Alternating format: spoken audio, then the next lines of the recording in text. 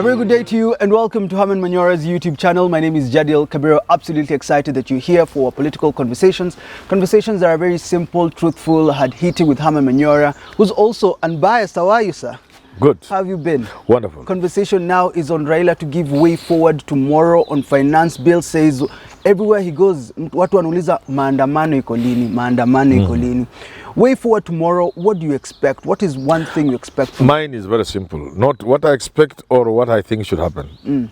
Let's start with what you expect from him. I expect him to say, if the bill goes through, they will go back to the streets. Yeah. I don't expect anything else. But then what would you want to happen? I would rather they came up with amendments to the bill. Because everybody knows the finance bill is what will run government. You can't ask them to withdraw the finance bill. That is... Where is it done in the world? You pick specific items in the finance bill over which you have issues, say strike this out one, this is unconstitutional. Mutata is in court because he believes certain provisions are unconstitutional. Yeah. You go to this one and say this is okay, but let us make the following amendments for the following reasons. You say, okay, this one is superfluous. You are trying to tax people. You raise such a little money, but you are going to cause havoc like VAT. Toyo. You know, argued positions. You're saying there is what you want, there is what you expect. That's what I want. You expect the typical... I expect they'll simply say, let's go to the streets. And my conversation today is about the man Raila and today's political space. Yes. Because we are trying, you have always said that he represents hope for this country. You have always said he represents a future for this country to some extent. Does he still represent the same for you? If this country has any hope, it can only come through Raila Odinga. It's unfortunate that many of the other people we have do not have a vision for the country. They don't have love for the country and its people. They can't therefore represent hope. Yes. So when you see Raila not moving in the right direction, you get a little worried. Because he's the one man who represents hope in this country. Yeah. Is this why people are saying you are hitting him hard now? I'm not hitting him. Some are saying you're... You know I cannot hit Raila. Why would I hit Raila? Raila is my friend. What are you saying then? What does he represent now, and what do you mean when you say... What I say, he's moving not you can be well-intentioned. Raila is well-intentioned. He's the only person who has the interest of this country at heart. He represents hope. He has suffered. He doesn't need to tell you. It's obvious. He has paid for it. The only thing left was his life. There's nothing else. No price Raila hasn't paid. If it wasn't for Raila, a lot of the things we enjoy today would not be there. The space we now move in, he has created it. The people who are in office today, including Ruto, they are having it on his back. Because if it is fighting for electoral changes, if those electoral laws were not there, which Raila fought for, Uhuru would just have played with this election. Ruto would not have won. So even Ruto is president from Raila's back. Every one of us is enjoying because of Raila. That is not to say you may not pick fault with some of the moves he's making. I have been thinking over-reliance on mass action will be counterproductive. Yeah. I don't have the answers. Let's get it right. But I have this feeling there's a lot more thinking required on the Azimio side than I'm currently seeing. Is there more he can do? Because you have just given us a history of what he has done for the country. Yes. And you're also saying you're looking at him and he's not moving towards the right direction. Yes, yes. Does this mean we have gotten to a place where we're not seeing that hope that he represented before? The hope is still there. The hope is still there. You said Raila can always surprise you. You may always, many people read Raila wrongly. So I won't be the first one. Yeah. I may be thinking he's moving wrongly, but he will prove me wrong. Yeah. For now, I have issues with the way he's moving.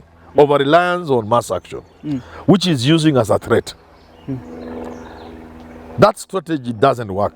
Are you simply suggesting that it is difficult to threaten this man Ruto? Is that you see, that's one of the reasons. You see, if you push your threats through and you are dealing with Ruto, Ruto is not Moi.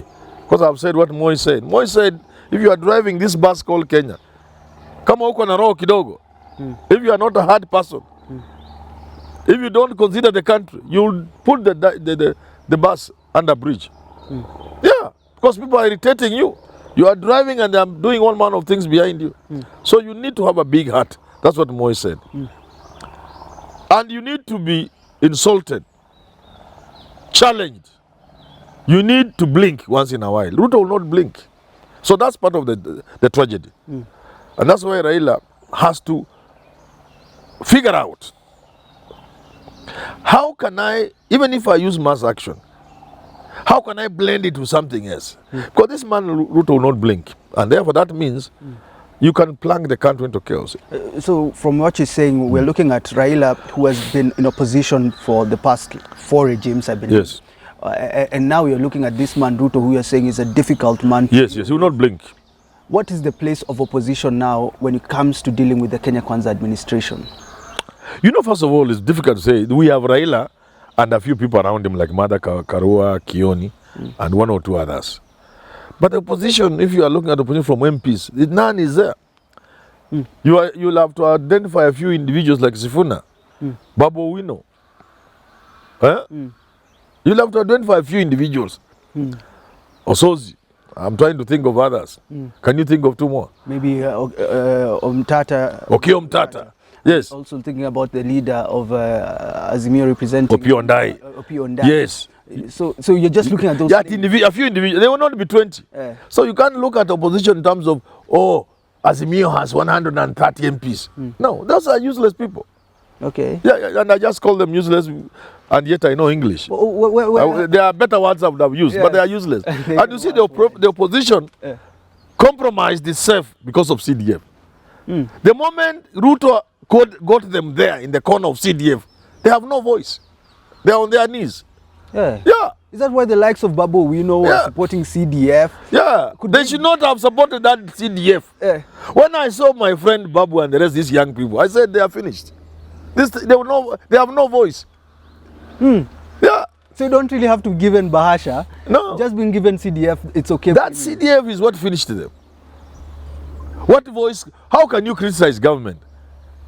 But you have forced government to do that which is unconstitutional, but to give you money. You have no voice. You are useless. That's why I'm saying the MPs are just useless. So when you look at Raila, you're seeing a Raila without lieutenants. Is that what you're looking at? He doesn't have a position in the opposition in the manner you might think. So Raila has the people. He has a few leaders. We have named about 10. Yeah. You can't compromise those ones. Kenamili, Maboma, and the rest. You can't. Montenda, Molo, they are there. Yeah. There are 20, 30 people. But they are not the opposition in terms of parliamentary representation in Senate and the National Assembly, the county assemblies. So Raila has a few people around with him, and then he has the masses. And that's why I've been saying he has to be very careful how he uses the tool he has. The tool he has are the masses. You don't overuse something to the point of misusing it. Yeah, so he should be very careful. So far, I have told you Raila is a master strategist. Yeah, a genius. But so far I haven't seen it.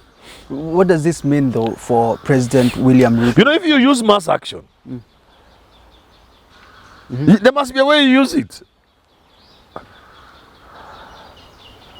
Don't hit kidogo, you withdraw, then threaten, try to hit. Before even you hit, you say, okay, it will not work. I'm asking about William Ruto now. He has his finance bill saying he's looking at MPs will not support it.